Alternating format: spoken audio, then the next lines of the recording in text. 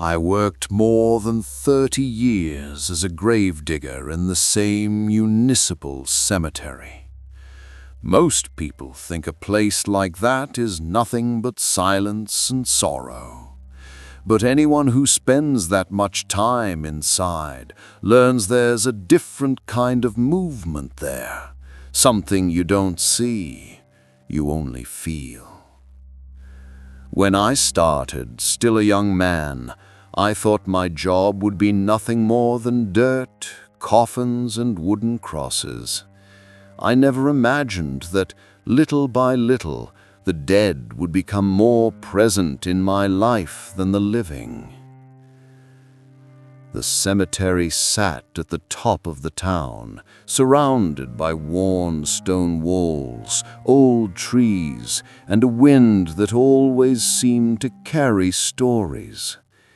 Each grave had its own weight, like it held emotions that never fully faded. On regular days, only the rustling leaves broke the silence. But when All Souls' Day came, November 2nd, something changed. The air felt heavier, almost alive. People arrived early with flowers, candles, and memories. The smell of melting wax mixed with the scent of chrysanthemums. And in the middle of all that movement, there was always the most painful contrast.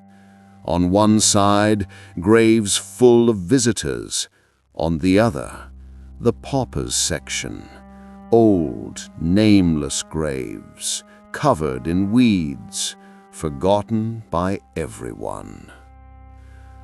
I had deep respect for that forgotten corner. Every year I lit at least one candle for them. I told myself, no one is forgotten as long as someone remembers. And I remembered. But it was exactly there that everything began. At dusk, when the sun faded and the last candles flickered, I often felt footsteps behind me. Not heavy, threatening ones, light ones, like someone simply wanted to walk beside me. One day, I saw a figure standing between two graves, a clear silhouette, motionless, staring at me. I blinked. Gone. I told myself it was just exhaustion, but deep down, I knew the cemetery held more life than most people imagined. But nothing ever marked me like All Souls' Day of 1998.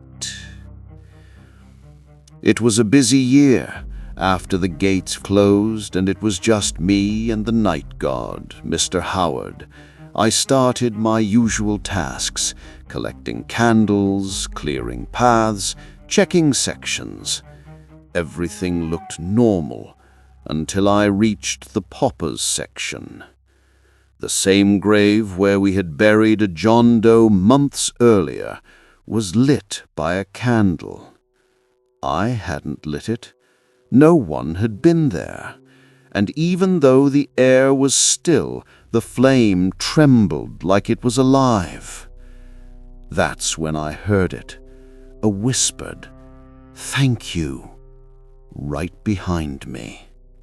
I spun around. Nothing. My heart hammered, but I kept working. That night was far from over.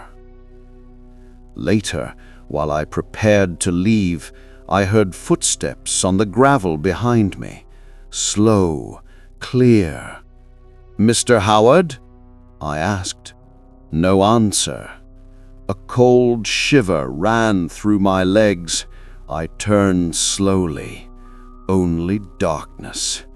And then the voice came, raspy, dragging, too close. I wasn't buried right. The ground vanished beneath me. I ran to the caretaker's office and locked myself in until sunrise. When daylight came, I returned with Mr. Howard. The soil over the grave was disturbed, no footprints, nothing out of place, and in the center, part of the coffin lid was pushed upward, as if someone inside had tried to get out. Mr. Howard turned pale. I felt even worse. The following days, I couldn't shake it off, so I made a decision. I dug. The soil was too soft. About 1.5 feet down, my hand touched the lid. One of the nails sticking out was clearly pushed from the inside. Tommy, another grave digger, whispered, "Do you think they buried him alive?" I didn't answer. I couldn't. The John Doe's file said, "Cause of death, respiratory arrest, unidentified body, simple coffin, quick burial." But what if? With a tightness in my chest, I fixed the grave, added fresh soil, and placed a wooden cross. I wrote, "Here lies a man without a name. May God know him." That day the wind blew softly, and for the first time in a long time, I felt peace. That night, I dreamed of him, but this time he was smiling. The years went on, and I kept caring for the forgotten ones, lighting candles, cleaning, praying. And every All Souls' Day, strange things happened. Candles lighting by themselves, the wind stopping abruptly, shadows moving slowly between crosses. But nothing compared to All Souls' Day of 2006. The cemetery was crowded, candles blowing out for no reason. At the end of the day, I walked to the paupers section. Every candle I had lit was burning again, every single one, as if someone had gone through after me. In the darkness, I saw a hunched figure walking slowly. It stopped front of the cross I'd made years earlier. The flame on that candle grew tall, unnaturally tall, like it was being fed by something unseen. I knelt and whispered, "If this is gratitude, I accept it. If it's a warning, I understand." At that exact moment, all the candles went out at once. I stayed there in silence, feeling that the dead weren't asking for anything. They just wanted to remind someone they existed. Because being forgotten hurts more than death itself. Years passed. When I retired, I asked to work just one last All Souls' Day. I wanted to say goodbye. I arrived early, lit my candles, and for the first time in years felt true peace.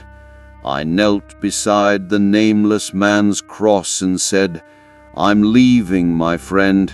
I hope someone takes care of you the way I did."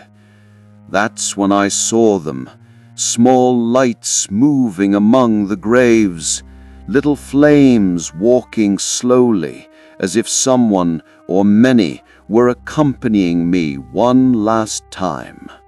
The chapel bell rang, the wind blew, not a single candle went out. As I left through the gates, I swear I heard the same light footsteps from so many years before.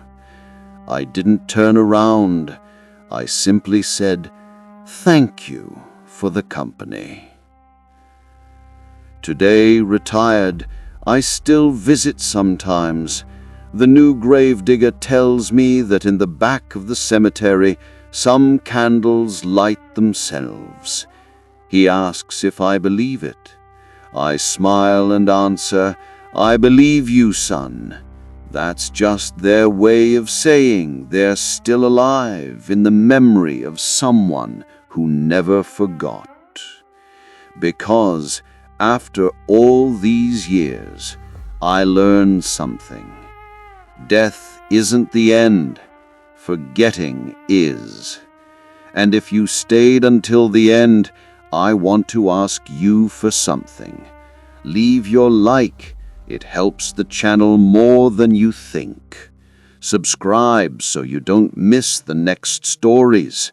And most important, tell me in the comments, have you ever felt something strange in a cemetery?